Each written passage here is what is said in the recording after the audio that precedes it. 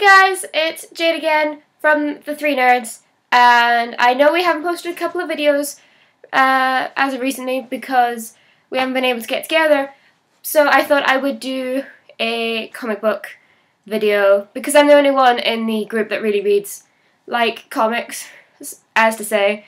Caitlin reads the Tintin comics, but I'm kind of meaning Marvel comics, such as the Runaways, which is what I'm going to review for you today. It's a great comic. If you haven't read it, really you should. It has a very classic plotline in the sense that it's about a group of kids that find out that their parents could be evil, but the whole plotline kind of goes along the lines of you don't really know if they are or if they're just kind of blowing this out of proportion, and it's written so well that even though it's a very classic plotline, it's great. It's still so good, and I read it in like a day. I wanted to find out so badly what happened in the end, and I'm awaiting part 2 on Monday from Stan, who you heard about in our About Us video. But yeah, Pride and Joy is so good, guys. It's if you're like new to comic books and you want something that's just kind of an easy read that will really pull you into the storyline, you really should start reading The Runaways, because it's just great. I mean, to be honest with you, a lot of Marvel comics are great, but it's just so good. It's got some incredible artwork in it. It's really different. It's edgy lines and stuff, you know, your usual comic book stuff, but then they've just got like random dinosaurs pitching up halfway through your storyline who have the coolest artwork for them. You know, they have really great color schemes. I'm not really sure how great the light is for this video and how well it's showing up on the screen, but it's just such a great comic book and I really can't fault it. I was a bit skeptical going in. I wasn't really sure. The last comic book before it I'd read was the first in the Young Avengers series. So obviously with that being just about the greatest comic book ever, excluding the classics, I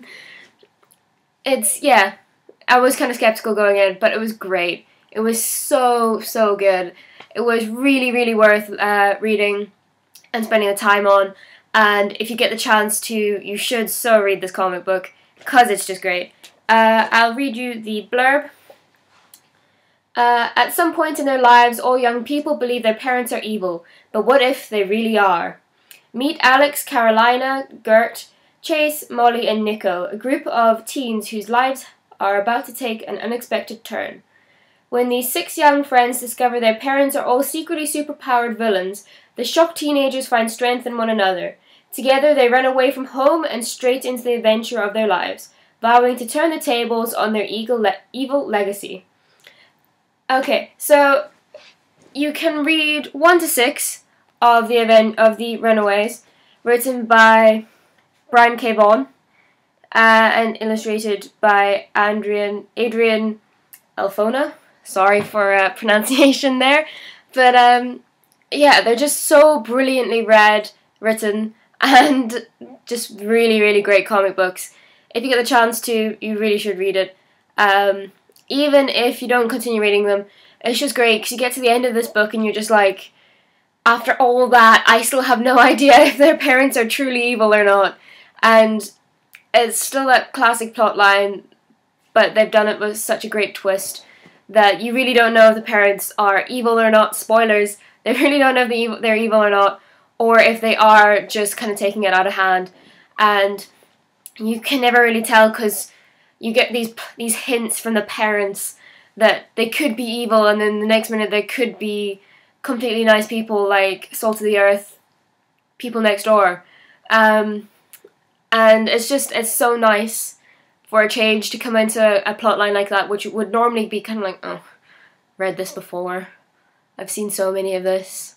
You know, this is just about every TV episode type thing. My parents are evil. But it was really great to have that sort of fresh, really cool vibe, and the artwork is absolutely incredible. It's kept with the edgy line sort of vibe of comic books, but it's got these great this great color to it, and the images, they're just so well drawn. They're really, really great, and very, very different. I don't know who I'd say my favourite character is, because I like quite a lot of them, but quite like Gert. I really do quite like Gert. Partly for this one line of... where is it? Should have found this before I started.